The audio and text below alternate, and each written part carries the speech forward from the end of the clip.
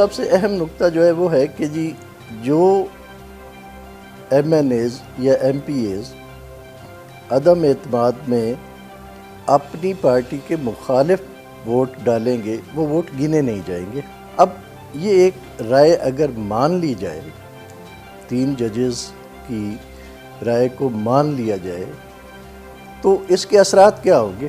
اس کا پہلا اثر یہ ہے کہ آرٹیکل 95 اور 136، آرٹیکل 95 جو عدم اعتماد وزیر اعظم کے خلاف اور آرٹیکل 136 عدم اعتماد وزیر اعلیٰ کے خلاف، یہ آئین سے اومٹ ہو جائیں گے، ختم ہو جائیں گے، یعنی آپ عدم اعتماد نہیں کر سکتے۔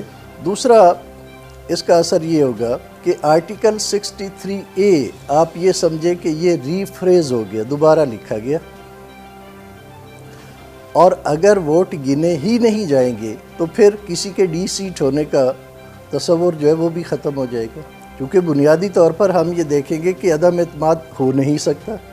اگر عدم اعتماد نہیں ہو سکتا تو پھر 60A کی جو پروسیڈنگ ہے کسی کو ڈی سیٹ کرنے کی وہ بھی ساری نہیں ہو سکتی، یہ ری رائٹ ہو گیا، ری فریز ہو گیا، امینڈ ہو گیا۔ اگر سپریم کورٹ کی اکثریتی رائے، جس طرح اس میں کہا گیا کہ جی پولیٹیکل انسٹیٹیوشنز ہوتی ہیں، پولیٹیکل پارٹیز، ان کو مضبوط ہونا چاہیے، ان کے حقوق کا تحفظ کیا جانا چاہیے، لیکن سیاسی جماعت کے فرائض بھی ہوتے ہیں۔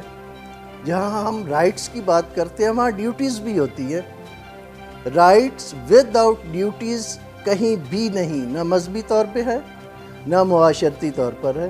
کوئی معاشرہ ایسا نہیں ہے کہ جس میں آپ اپنا حق تو مانگے لیکن آپ پر کوئی فرض عائد نہ ہو، آپ کی کوئی ڈیوٹی نہ ہو۔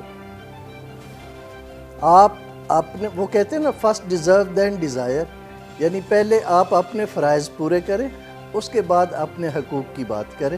تو اسی طرح سیاسی جماعتیں جو ہیں 17 آرٹیکل کے تحت جب اپنے حقوق کی بات کرتی ہیں یا ان کے حقوق دینے کی بات کی جاتی ہے تو ان کے فرائض کے بارے میں بھی پوچھا جانا چاہیے کہ کیا ان اکارڈنس ود دی لا، یہ الیکشن ایکٹ کے تحت اس کے حقوق اور فرائض جو ہے وہ متعین کر دیے گئے کہ ایک سیاسی جماعت کس طرح سے تشکیل پائے گی، اس کے حقوق کیا ہوں گے اور اس کے فرائض کیا ہوں گے۔ کیا کبھی ہم نے پوچھا کہ کیا وہ اپنے فرائض جو ہے وہ پورے کر رہے ہیں؟ ساری سیاسی جماعتیں جو اس وقت بینیفیشریز ہیں، گورنمنٹ میں ہیں یا گورنمنٹ کے لیے سٹرگل کر رہی ہیں، جلسے کر رہی ہیں، تو کوئی بھی جمہوری نہیں ہے بھائی، ساری نامزدگیوں پہ چل رہی ہیں۔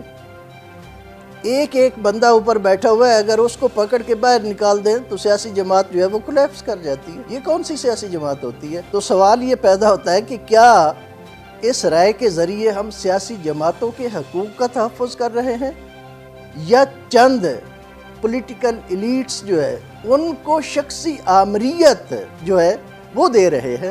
اگر ہم کہتے ہیں کہ جی مارشل لا ہے تو پھر یہ کیا ہے؟ سپریم کورٹ انٹرپریٹیشن کر سکتی ہے، سپریم کورٹ امینڈ نہیں کر سکتی لا کو۔ آپ ایک رائے دے کے، یہ ضروری نہیں ہے کہ جب کسی سے رائے مانگی جائے تو آپ، ٹھیک ہے ایک بہت ہمارے لیے ایک مقدس عدالت ہے، عدالت عظمیٰ ہے، بہت بڑی عدالت ہے، لیکن وہاں بھی آپ دیکھیں کہ ایک ڈیفرنس آف اوپینین ہے۔ 2 ججز کہہ رہے ہیں کہ جی جو 63 آرٹیکل لکھا ہوا ہے وہ ٹھیک لکھا ہوا ہے، اس کے مطابق کارروائی ہونی چاہیے۔ 3 کہہ رہے ہیں کہ جی ان کے ووٹ ہی نہ گنے جائے، اور نہ گننے کے جو اثرات ہیں وہ میں نے آپ کو بتا دیے۔ تو بنیادی طور پر، عملی طور پر اس کا جو اثر ہے وہ زیرو ہے، اس کا کوئی اثر نہیں ہے۔ سپریم کورٹ آئین کو امینڈ نہیں کر سکتی، اور پھر اس میں کوئی ایسی آرٹیکل بھی نہیں ہے، کوئی ایسا لیجسلیشن بھی نہیں ہے جو آئین کی بنیادی روح کے خلاف ہو۔ سپریم کورٹ کو یہ حق حاصل ہے کہ اگر آئین کے بنیادی ڈھانچے کے خلاف، بنیادی روح جو ہے اس کے خلاف اگر کوئی لیجسلیشن ہوتی ہے تو اس کو سٹرائک ڈاؤن کر سکتی ہے، لیکن یہاں صورتحال ایسی نہیں ہے۔